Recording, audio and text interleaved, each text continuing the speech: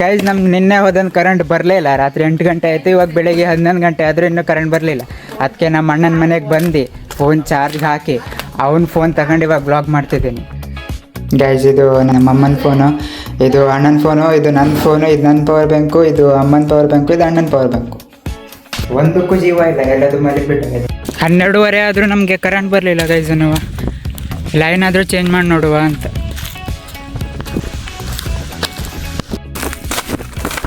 ಇಂಥ ಕರೆಂಟು ಅಂದರೆ line change ಮಾಡ್ಕೊ ಹೋದೆ ಅಷ್ಟೇ. ಇವಾಗ ಮನೆ ಹತ್ರ ಹೋಗಿ ನೋಡ್ತೆ ಕರೆಂಟ್ ಹೋಯ್ತು. ಇವಾಗ ಗೊತ್ತಾಗ್ದು ಮತ್ತೆ ಬೇರೆ ಲೈನ್ಗೆ ಹಾಕಿ ನೋಡ್ಬೇಕು.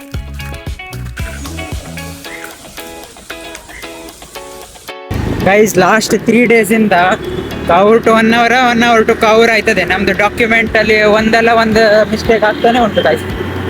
ಇವಾಗ ಸದ್ಯಕ್ಕೆ ಆಧಾರ್ ಕಾರ್ಡ್ ರೆಡಿ ಮಾಡ್ಸೋಕೆ ಕೊಟ್ಟು ಬಂದಿದ್ದೀನಿ, ನೋಡಬೇಕು ಅದ್ರಲ್ಲಿ ಮತ್ತೆ ಎಂಥ ಮಿಸ್ಟೇಕ್ ಬರ್ತದೆ ಅಂತ. ಇವಾಗ ಮಣ್ಣ ಗೈಸ್ ಏರ್ಟೆಲಿಂದ ಜಿಯೋಗೆ ಪೋರ್ಟ್ ಮಾಡ್ಕೊತಾವನೆ. ಎಂತಕ್ಕಂದ್ರೆ ನಮ್ಮೂರಲ್ಲಿ ಫಸ್ಟ್ ಏರ್ಟೆಲ್ ಸ್ಪೀಡ್ ಇತ್ತು, ಇವಾಗ ಜಿಯೋ ಸಿಕ್ಕಾಪಟ್ಟೆ ಸ್ಪೀಡು 5G ಎಳಿತದೆ. ಅದಕ್ಕೆ ಏನು ಹೇಳಿ, ನಮ್ಮದು ಏರ್ಟೆಲ್ಗಿಂತ ಇವಾಗ ಜಿಯೋ ಸಿಕ್ಕಾಪಟ್ಟೆ ಸ್ಪೀಡ್ ಎಳಿತಿದೆ. ಇದು ಕಾವೂರಲ್ಲಿ ಅಷ್ಟು ಒಳಗೆ. ಇಲ್ಲಿಂದ ಇವಾಗ ಸ್ವಲ್ಪ ಸಾಮಾನು ತಗೋಬೇಕು ಭಟ್ಕಳ ಸರ್ಕಲ್ ಹತ್ರ.